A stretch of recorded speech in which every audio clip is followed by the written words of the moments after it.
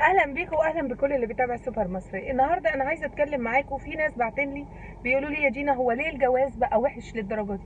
ليه بقت حياتنا سودة وكئيبه وكلها زفت الزفت؟ ليه الراجل ما بيفهمناش وما بيفهمش احنا بنحتاج ايه وعايزين ايه وما بيلبيش طلباتنا؟ ليه في معظم الاوقات الراجل لما بنطلب منه حاجه معينه بيروح يعمل حاجه تانية خالص؟ ليه المشاكل كتيره في البيوت؟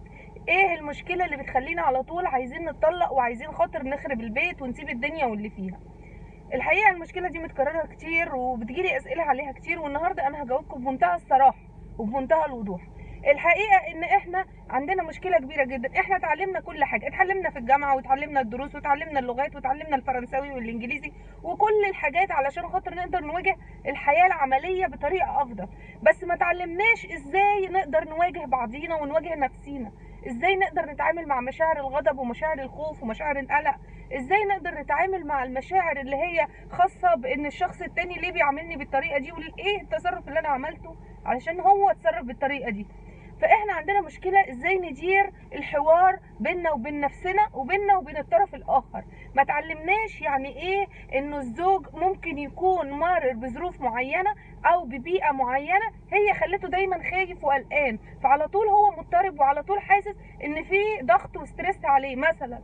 او ممكن يكون هو اتربى في بيئه كلها تسيب وكلها اهمال، فعنده كل حاجه عادي وكل حاجه مش مهم وكل حاجه الدنيا زي الفل وهتمشي زي الفل.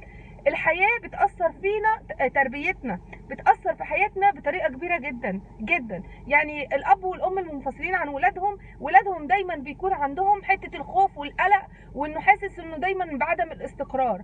الاب والام الشداد جدا اللي بيربوا ولادهم بيكونوا على طول عندهم عدم ثقه في نفسهم وبيكون عندهم مشكله التردد وبيبقى عندهم مشكله عدم مقدرتهم انهم يواجهوا الاخر. وده بيحصل بالتالي بيفضل معاهم لغايه لما بيكبروا وبيبقوا ازواج وزوجات. فلما يبقى زوجك متردد او عنده مشكله او كذا او كذا، انت تفهمي ان هو ممكن مر بطفوله مش سعيده، او هو عنده مشكله ما في حياته، عنده مشكله واجهها في دراسته في اللي شغالين معاه.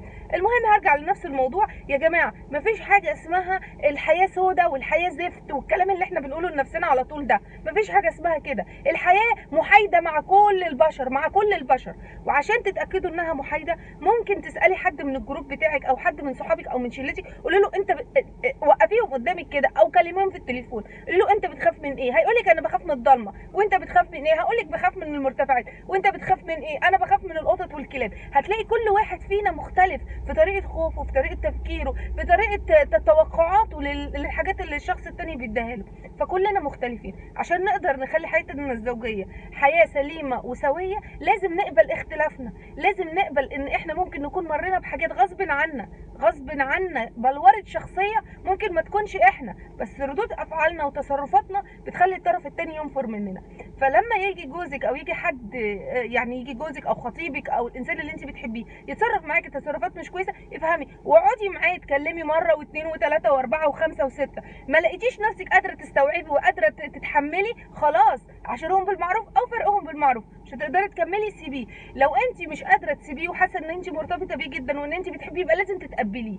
مفيش حاجه اسمها انه انا هفضل عايشه معاك ومقطمه نفسي ان انا عايشه معاك. ما ينفعش. دي مش عيشه. عيشتنا يا اما نعيش راضيين باسم ربنا لينا، يا اما كل واحد يروح لحاله. لو انت مش مرتاحه وحاسه نفسك ان الشخص ده مش ملبيلك ادنى الطلبات اللي هتعيشك بطريقه كويسه، يبقى ما تكمليش. قولي له انا اسفه جدا انا مش هقدر، وربنا سبحانه وتعالى هيرزقك بانسان تاني، او ترضي بيه وتكملي معاه حياتك. القرار ليكي ولازم تتحملي المسؤوليه. هي دي الحياه، محتاجه انسان قوي عنده اراده، عنده فكر، عنده وعي، فاهم ان الحياه فيها تحديات وهيكون قد التحدي. شكرا لكم. دي دالوزي سوبر مصريه. باي باي.